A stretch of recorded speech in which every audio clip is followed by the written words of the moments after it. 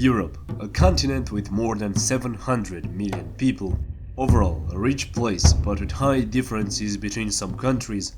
Europe was a place where city-states, kingdoms and empires fought over since ancient times. Many civilizations started to exist, to battle, to conquer and to crumble.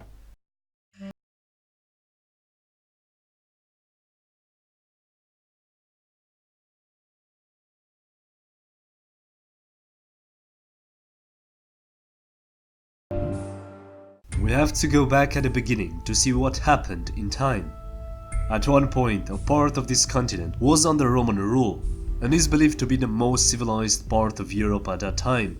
A massive migration and raids of Vandals, Goths, Huns and others put this empire to its knees. New populations were created in the next decades and centuries, and new administrations took over some lands. The Great Schism between the Orthodox and Catholics happened. The Orthodox were in the East, adapting a more traditional form of Christianity, and people were based on the idea that being rich was a bad thing, and they have to suffer and to be humble with little for Jesus. This could have been a good reason for the differences that started to exist.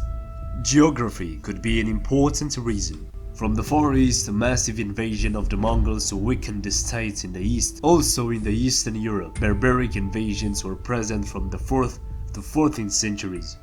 The states in the West had their own wars and problems, but they grew in power. Meanwhile, in the East, the center of Orthodox religion and the last parts of the old Roman Empire were lost in the hands of Muslim Ottomans, which dominated the Balkans from 14th to 19th centuries.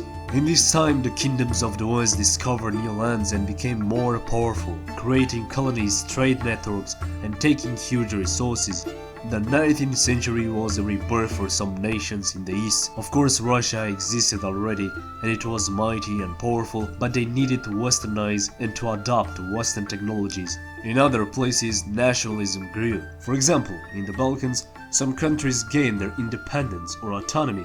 Some countries in the East embraced the thought to bring Western ideas in building, education or military.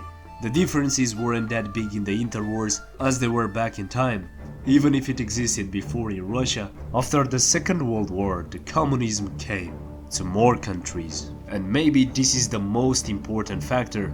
The Iron Curtain was set, and in the East were imposed regimes where the state controlled the economy, and it was a harsh place for business environment, or no private business at all. In 1990, the gap was huge.